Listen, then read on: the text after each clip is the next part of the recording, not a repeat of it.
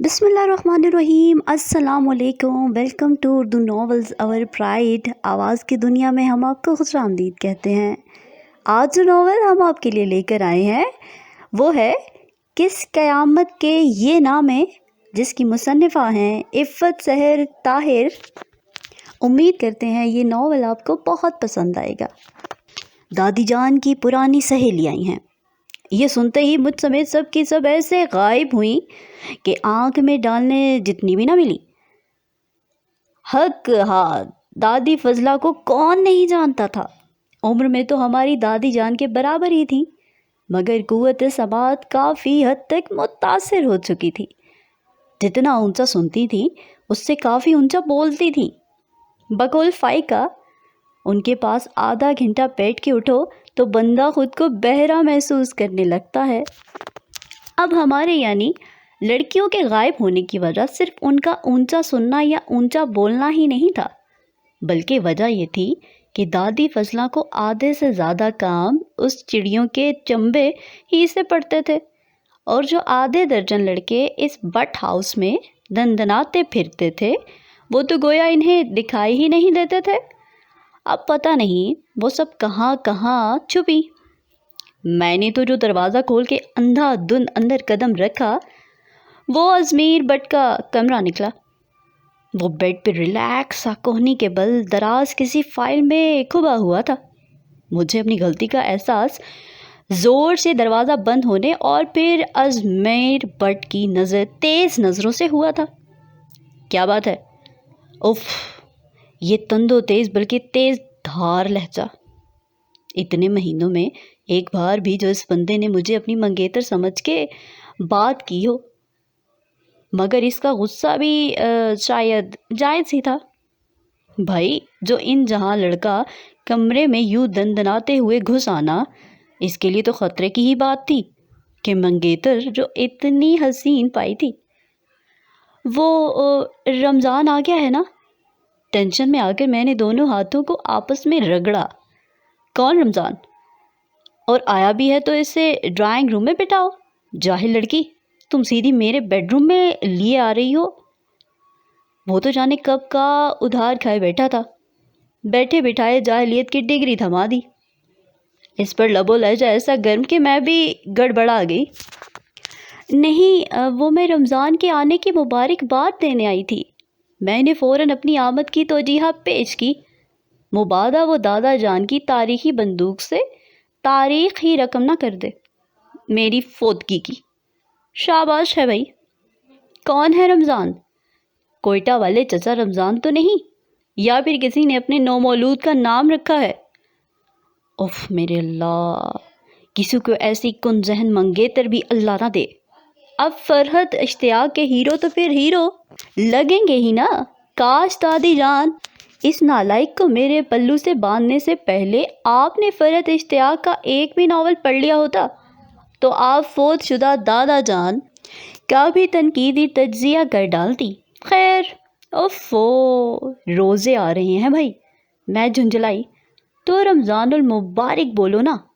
لو جی، غلطی پھر ہماری۔ میں نے سوچا آپ یہ نہ سمجھ لیں کہ مبارک صاحب رمضان کے ابا حضور ہیں۔ میں نے دان پیسے۔ اچھا، اب ہو گئی نا مبارکباد، نکلو ادھر سے، میں کچھ کام کر رہا ہوں۔ وہ روکھے لہجے میں کہتا مجھے انتہائی ظالم لگا۔ ہائے ربا، کیا میری سماعتیں کسی بھی رومانٹک جملے کو سننے کو سدا ترستی رہیں گی؟ بے مراد ہی فوت ہو جاؤں گی میں۔ مجھے رونا آنے لگا۔ اب کیا ہوا؟ وہ میری شکل پہ بجتے ٹائم کو دیکھ کر حیران ہوا تھا۔ وہ دادی فضلہ آئی ہیں۔ ایک ہی بار بتا دو کون کون آیا ہے اور کس کس نے آنا ہے۔ میں نے پین بند کر کے فائل پہ پھینکا اور سیدھا ہو بیٹھا، یعنی اب وہ بالکل فارغ تھا۔ میں نے محتاط نظروں سے دروازے کا فاصلہ جانچا، یعنی اگر وہ بہت پھرتی سے بھی میری گردن دبانے کو اٹھتا تو 4 قدموں میں مجھ تک پہنچتا، جبکہ دروازہ مجھ سے فقط 2 قدم دور تھا، یعنی میرے بچنے کے چانسز زیادہ تھے۔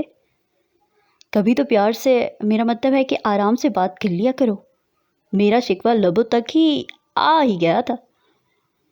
ادھر میرو کے پیشانی پر تیسرا بل پڑا۔ اس نے پیر چپلوں میں ڈالے اور میں نے ہاتھ دروازے کے ہینڈل پر۔ تم جیسے روکھے پھیکے اور تند خو منگیتر ہوتے ہیں جن کی منگیتریں خودکشیاں کر لیتی ہیں، ایسے ہی اخبار والے ہلکان ہوئے پھرتے ہیں وجوہات جاننے کو۔ مجھ سے پوچھے 10 دفعہ تو میں خودکشی کرنے کا سوچ چکی ہوں، بس ذرا سارے طریقے خوفناک تھے خودکشی کے، ورنہ اب تک ابھی میری آدھی بھڑاس اندر ہی تھی خودکشی پہ پڑھا تازہ ترین فیچر اس پر اندھا دھند برساتے میں نے غور ہی نہیں کیا کہ وہ میرے مقابل آ کھڑا ہوا تھا۔ اب تک کیا؟ دونوں بازو سینے پر لپیٹے ہوئے اس نے اس قدر رسان سے پوچھا کہ میری زبان تالو سے چمٹ گئی، دو سیاہ گھورتی ہوئی آنکھیں جیسے اندر تک پڑھ لینے میں کامیاب، اور ادھر روحیہ گل سے تھوک نکلنا بھی محال۔ پھر میں نے سوچا اور یہ سوچا کہ تم جیسے منگیتر تو تحفہ رتی ہوتے ہیں۔ اچھا، وہ چند ثانیوں تک تیز نظروں سے مجھے گھورتا رہا۔ اب میں بھاگنے کو بےتاب مگر ٹانگیں لاچار، ہاتھ بے جان کہ دروازے کی تاب ہی گھما لوں۔ Get out! وہ کون سا اپنی عادتوں سے واقف نہیں تھا، اسی لیے میرے چکما میں نہیں آیا، مگر میرے لیے یہ سنہری موقع تھا۔ اللہ دوسری زندگی دے رہا تھا تو میں کیوں نہ فائدہ اٹھاتی؟ اندھا دھند بھاگی تو راستے ہی میں پکڑی گئی۔ جی ہاں، دادی فضلہ، آج دادی جان اور تائی اماں تو رشتہ داروں سے میل ملاقات کو نکلی ہوئی تھی کہ رمضان المبارک کے بابرکت مہینے میں نکلنا ہوتا ہی نہ تھا۔ امی اور چچی جان کچن کے ضروری امور نپٹا رہی تھی، مہینے بھر کا جو سودا صرف منگوایا تھا اسے سمیٹنا تھا۔ ایسے میں فائقہ اور زرمینہ کی گرفتاری عمل میں آ چکی تھی۔ یہ لو، اپنی روحیہ آ گئی، اسے آتا ہوگا۔ چچی جان نے مجھے دیکھتے ہی کہا تو مجھے لگا جیسے میری تعریف کی گئی ہو۔ مجھے تو بہت کچھ آتا ہے، آپ کس کی بات کر رہی ہیں؟ میں اٹھلائی۔ ادھر اماں جان کے پاس بیٹھو، میں ذرا کچن میں کام نپٹاؤں۔ وہ حکم صادر کرتی چلی گئی۔ ایلو! پھر میں نے کہا تم سبھی ایک ہی سی نالائق ہو۔ دادی فضلہ اونچی آواز میں بولی۔ نہیں دادی اماں، کوئی کم ہے کوئی زیادہ، اور یہ تو بہت ہی زیادہ ہے۔ زرمینہ نے زور سے کہتے ہوئے میری طرف اشارہ کیا، اور میں تو پہلے ہی اس کے بھائی کے پاس سے دل جلا جلا کے سیاہ کر لائی تھی۔ چیخ گئی، اور اس کا بھائی مجھ سے بھی زیادہ۔ مائی؟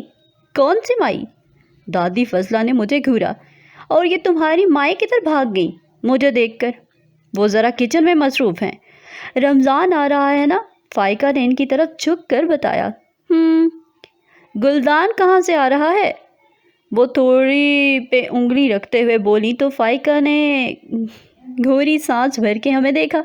دادی اماں، آپ کام بتائیے، کیا کام ہے؟ میں نے بے صبری کا مظاہرہ کیا۔ تو اب نام بھی بھول گئی میرا؟ فضل بی بی، پیار سے کہا انہوں نے، اور مجھے فضلہ کہتے ہیں۔ وہ خفا ہونے لگی۔ وہ سب تو فوت ہو گئے نا پیار سے کہنے والے۔ زرمینہ بڑبڑائی۔ بہت نالائق ہو تم سب، عقل والیوں کی تو شکل ہی سے ذہانت ٹپکتی ہے، تم سے کہاں ہوگا یہ کام؟ وہ مایوس ہو گئی تھی۔ جی بالکل، زرمینہ نے سر ہلایا۔ لو بھلا میں کیوں اس ریوارڈ کا حصہ بنوں؟ مجھے بتائیں دادی اماں، میں ہوں نا۔ میں نے فی الفور اپنی خدمات پیش کی ہیں۔ انہوں نے کافی مشکوک نظروں سے مجھے دیکھا، پھر مایوسی سے بولی، بات تو کوئی نظر نہیں آتی، خیر خط لکھوانا تھا۔ لکھنا آتا ہے یا تم بھی نقل مار کے ہی پاس ہوتی رہی ہو؟ اف خدایا، عزت نفس پہ ایسا شدید وار! لو، ایسا ویسا، میں اگر پہلے پیدا ہوئی ہوتی تو مرزا غالب کو کورس میں میرے خطوط پڑھنے پڑتے۔ فائقہ اور مینا کو ہنسی کے ساتھ کھانسی کا دورہ پڑ گیا۔ ان کو کیا ہوا؟ انہوں نے حیرت سے ان دونوں کو دیکھا۔ کچھ نہیں دادی اماں، ان کے دماغ کے بیچ پیچ کسنے کا ٹائم ہو رہا ہے۔ میں نے کوئی پرانا بدلہ چکایا۔ ایلو! انہوں نے ہنسنے کا بھی ٹائم رکھا ہوا ہے۔ وہ اور حیران ہوئی۔ دادی اماں، ہنسنے کا نہیں، پیچ کسنے کا۔ خیر چھوڑیے، میں تو ابھی سے آدھی ہلکان ہونے لگی تھی۔ آپ یہ بتائیں خط کس کو لکھوانا ہے؟ زور سے پوچھا تو گلے میں خراش پڑ گئی۔ کھانسی کا دورہ پڑا تو مینا کے ایک گلاس پانی پلانے سے ہی ٹھیک ہوا۔ تمہاری تو صحت ہی نہیں خط لکھنے والی۔ وہ میری طرف سے خاصی مشکوک ہو چکی تھی۔ دادی اماں، خط لکھنے کے لیے صحت کی نہیں، عقل کی ضرورت ہوتی ہے، جو ان کے پاس تو نہیں مگر میرے پاس بہت ہے۔ میں اترائی، کتنے دنوں سے آئینہ نہیں دیکھا جناب نے؟ فائقہ نے دانت پیسے۔ اس انگلش میڈیم بیچاری کا اردو کے خطوں سے کیا واسطہ؟ اچھا خیر، میں نے اپنے پیر صاحب کو خط لکھوانا ہے۔ وہ قدرے مایوس ہی تھیں۔ یہ لو بچو جی۔ زرمین اور فائقہ کو شاید وہ پہلے بتا چکی تھی، تبھی وہ ہنسی۔ پیر صاحب؟ میں نے دہرایا۔ ہاں، پیر برکت شاہ صاحب، چواکھڑے آلہ والے۔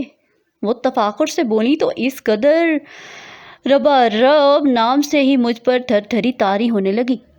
پہلے جب میری بہو مجھے تنگ کرتی تھی تو انہی کے تعویذ منگوا کے میں نے اسے سیدھا کیا تھا۔ ایسی فرما بردار ہو گئی تھی میری کہ کیا بتاؤں۔ ان کے دادا کون نہیں جانتا انہیں۔ اللہ بخشے، ساری عمر مجھے ساس کی کمی محسوس نہ ہونے دی انہوں نے۔